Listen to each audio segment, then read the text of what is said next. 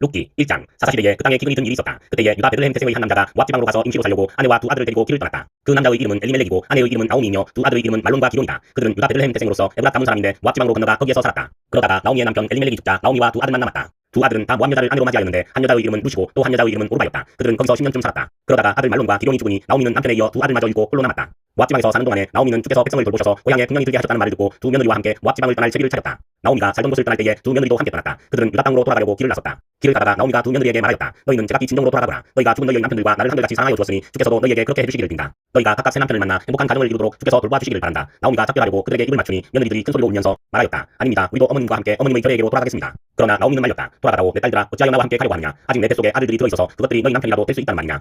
돌아가다오 내 딸들아 제발 돌아가거라. 재혼을 하기에는 내가 너무 늙었다. 설령 나에게 어떤 희망이 있다거나 오늘 밤 내가 남편을 맞아들여 아들들을 낳게 된다거나 하더라도 너희가 그것들이 그때까지 기다릴 셈이냐. 그때까지 재혼도 하지 않고 홀로를 지내겠다는 말이냐. 아서라 내 딸들아 너희들 처지를 생각하니 내 마음이 너무나 괴롭구나. 주께서 손으로 나를 치신 것이 분명하다. 그들은 다시 한번 큰 소리로 울었다. 마침내 오르바는 시어머니에게 입맞추면서 작별 인사를 드리고 떠났다. 그러나 룻은 오히려 시어머니 곁에 더 달라붙었다. 그러자 나오미가 다시 다일렀다. 보아라 내 동서는 저의 결례와 신에게로 돌아갔다. 너도 내 동서의 뒤를 따라 돌아가거라. 그러자 룻이 대답하였다. 나더러 어머님 곁을 떠나가거나 어머님을 뒤따르지 말고 돌아가라고는 강요하지 마십시오. 어머님이 가시는 곳에 나도 가고 어머님이 머무르시는 곳에 나도 머무르겠습니다. 어머님의 결례가 내 결례이고 어머님의 하나님이 내 하나님입니다. 어머님이 숨을 거두시는 곳에서 나도 죽고 그곳에 나도 묻히겠습니다. 죽으니 어머님과 나를 떼어놓기 전에 내가 어머님을 떠난다면 주께서 나에게 벌을 내리시고 또 더 내리신다 하여도 달게 받겠습니다. 나오미는 룻이 자기와 함께 가기로 굳게 마음먹은 것을 보고 더 이상 말리지 않았다. 그 두 사람은 길을 떠나서 베들레헴에 이르렀다. 그들이 베들레헴에 이르니 온 마을이 떠들썩하였다. 아낙네들이 이게 정말 나오미인가 하고 말하였다. 나오미가 그들에게 대답하였다. 나를 나오미라고 부르지를 마십시오. 전능하신 분께서 나를 몫시도 괴롭게 하셨으니 이제는 나를 마라라고 부르십시오. 나는 가득 찬 채로 이곳을 떠났습니다. 그러나 주께서는 나를 텅비어서 돌아오게 하셨습니다. 주께서 나를 치시고 전능하신 분께서 나를 불행하게 하셨는데 이제 나를 나오미라고 부를 까닭이 어디에 있겠습니까? 이렇게 하여 나오미는 모압 여인인 며느리 룻과 함께 모압 지방에서 돌아왔다. 그들이 베들레헴에 이르렀을 때는 보리를 거두기 시작할 무렵이었다. 2장 나오미에게는 남편 쪽으로 친족이 한 사람이 있었다. 그는 엘리멜렉과 집안간으로서 세력이 있는 사람이었다. 그의 이름은 보아스이다. 어느 날 모압 여인 룻이 나오미에게 말하였다. 밭에 나가볼까 합니다. 혹시 나에게 잘 대하여주는 사람을 만나면 그를 따라다니면서 떨어진 이삭을 줄까 합니다. 나오미가 룻에게 대답하였다. 그래 나가보아라. 그리하여 룻은 밭으로 나가서 혹시 거두는 일꾼들을 따라다니며 이삭을 주었다. 그가 간 곳은 우연히도 엘리멜렉과 집안간인 보아스의 밭이었다.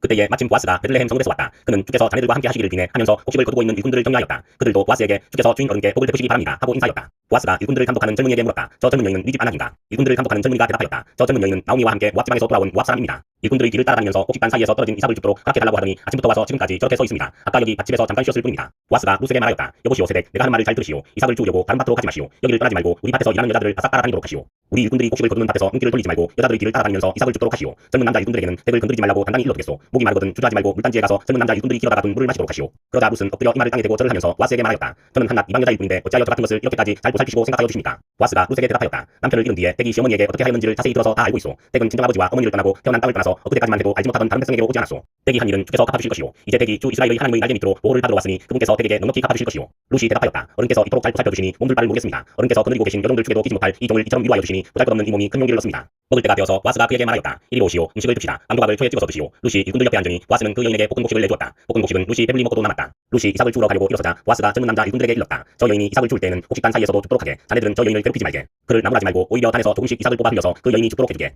룻은 저녁 때까지 밭에서 이삭을 주었다. 준 이삭을 떠니 보리가 한 대밭쯤 되었다. 룻은 그것을 가지고 성읍으로 돌아갔다. 룻은 주워온 곡식을 시어머니에게 내보였다. 배불리 먹고 남은 볶은 곡식도 꺼내서 드렸다. 시어머니가 그에게 물었다. 오늘 어디서 이삭을 주었느냐? 어디서 일을 하였느냐? 너를 이처럼 생각하여 준 사람에게 하나님이 복을 베푸시기를 바란다. 그러자 룻은 시어머니에게 자기가 누구네 밭에서 일하였는지를 말하였다. 오늘 내가 가서 일한 밭의 주인 이름은 보아스라고 합니다. 나오미가 며느리에게 말하였다. 그는 틀림없이 주께 복받을 사람이다. 그 사람은 먼저 세상을 뜬 우리 식구들에게도 자비를 베풀더니 살아있는 우리에게도 한결같이 자비를 베푸는구나. 나오미가 그에게 말을 계속하였다. 그 사람은 우리와 가까운 사이다. 그는 지방간으로서 우리를 맡아야 할 사람이다. 모압 여인 룻이 말하였다. 그뿐이 아닙니다. 그가 데리고 있는 젊은 남자 일꾼들이 곡식 거두기를 다 끝낼 때까지 그들을 바싹 따라다니라고 하였습니다. 나오미가 며느리 룻에게 일렀다. 얘야 그가 데리고 있는 젊은 여자들과 함께 다니는 것이 좋겠구나. 젊은 남자 일꾼들에게 시달림을 받다가 다른 밭으로 가지 않아도 되니 말이다. 그리하여 룻은 보리 거두기뿐만 아니라 밀 거두기가 끝날 때까지도 보아스 집안의 젊은 여자들을 바싹 따라다니면서 이삭을 주었다. 그러면서 룻은 시어머니를 모시고 살았다. 3장 시어머니 나오미가 룻에게 말하였다. 얘야 내가 행복하게 살만한 안락한 가정을 내가 찾아보아야 하겠다. 생각하여 보렴. 우리의 친족 가운데는 보아스라는 사람이 있지 아니하냐. 내가 요즘 그 집 여자들과 함께 일하고 있다만 잘 들어보아라. 오늘 밤에 그가 가장마당에서 보리를 까부를 것이다. 너는 목욕을 하고 향수를 바르고 고운 옷으로 몸을 단장하고서 가장마당으로 내려가거라. 그 사람이 먹고 마시기를 마칠 때까지 너는 그가 눈치채지 못하도록 조심하여야 한다. 그가 잠자리에 들 때에 너는 그가 눕는 자리를 잘 보아두었다가 다가가서 그의 발치를 들치고 누워라. 그러면 그가 너의 할 일을 일러줄 것이다. 룻이 시어머니에게 대답하였다. 어머님께서 일러주신 대로 다 하겠습니다. 그는 가장마당으로 내려가서 시어머니가 시킨 대로 다 하였다. 보아스는 실컷 먹고 마시고 나서 흡독한 마음으로 나까리 곁으로 가서 누웠다. 룻이 살그머니 다가가서 보아스의 발치를 들치고 누웠다.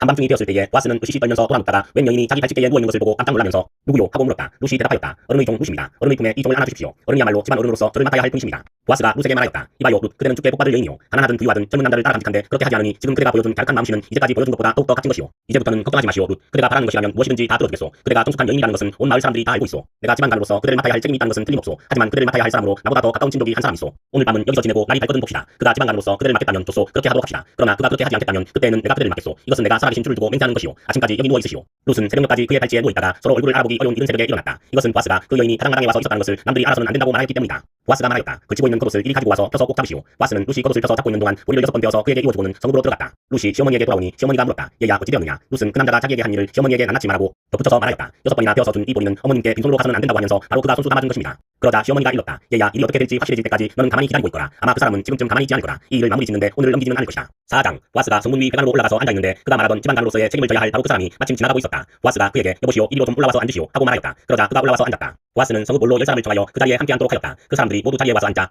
보아스가 집안가로서 책임을 져야 할 사람에게 말하였다. 모압 지방에서 돌아온 나오미가 우리의 친족 엘리멜렉이 가지고 있는 밭을 팔려고 내놓았소. 나는 이 사실을 분명히 알려드리오. 여기 앉아 계시는 분들과 우리 마을 어른들께서 보시는 앞에서 나는 당신이 그 밭을 사라고 말씀드리오. 당신이 집안가로서의 책임을 지겠다면 그렇게 하시오. 그러나 집안가로서의 책임을 지지 않겠다면 그렇게 하지 않겠다고 분명히 말하여 주시오. 당신이 집안가로서의 책임이 있는 첫째 사람이오. 나는 그 다음이오. 그러자 그가 대답하였다. 내가 집안가로서의 책임을 지겠소. 보아스가 다시 말하였다. 그렇다면 나오미의 손에서 그 밭을 사는 날로 고인의 아내인 모압 여인 룻도 아내로 맞아들여야 하고 그렇게 하여야만 그가 물려받은 그 유산이 고인의 이름으로 남게 될 것이오. 그러자 집안가로서의 책임이 있는 그 사람이 말하였다. 그런 조건이라면 나는 집안가로서의 책임을 질 수 없소. 잘못하다가는 내 재산만 충나겠소. 나는 그 책임을 질 수 없으니 당신이 내가 져야 할 집안가로서의 책임을 지시오. 옛적에 이스라엘에는 유산매매나 물물 교환과 같은 일을 법적으로 분명히 할 때에는 한쪽 사람이 다른 한쪽 사람에게 자기의 신을 벗어서 주는 관습이 있었다. 이스라엘에서는 이렇게 함으로써 일이 확정된다는 증거를 삼았다. 집안가로서의 책임 있는 그 사람이 보아스에게 당신이 사시오 하면서 자기의 신을 벗어주었다. 그러자 보아스가 원로들과 온 마을 사람들에게 선언하였다. 여러분은 오늘 이 일의 증인입니다. 나는 엘리멜렉이 가지고 있던 모든 것과 기론과 말론이 가지고 있던 모든 것을 나오미의 손에서 사겠습니다. 나는 말론의 아내인 모압 여인 룻도 아내로 맞아들여서 그 유산이 고인의 이름으로 남아있도록 하겠습니다. 그렇게 하여 고인의 이름이 그의 고향 마을에서도 끊어지지 않고 친족들 사이에서도 끊어지지 않도록 하겠습니다. 여러분은 오늘 이 일의 증인입니다. 그러자 성문이 회관에 모인 온 마을 사람들과 원로들이 대답하였다. 우리가 증인입니다. 주께서 그대의 집안으로 들어가는 그 여인을 이스라엘 집안을 일으킨 두 여인 곧 라헬과 레아처럼 되게 해주시기를 빕니다. 에브라 가문에서 그대가 번성하고 또한 베들레헴에서 이름을 떨치기를 빕니다. 주께서 그 젊은 부인을 통하여 그대에게 자손을 주셔서 그대의 집안이 다말과 유다 사이에서 태어난 아들 베레스의 집안처럼 되게 하시기를 빕니다. 보아스는 룻을 아내로 맞이하였다. 그 여인이 자기 아내가 되자 그는 그 여인과 동침하였다. 주께서 그 여인을 보살피시니 그가 임신하여 아들을 낳았다.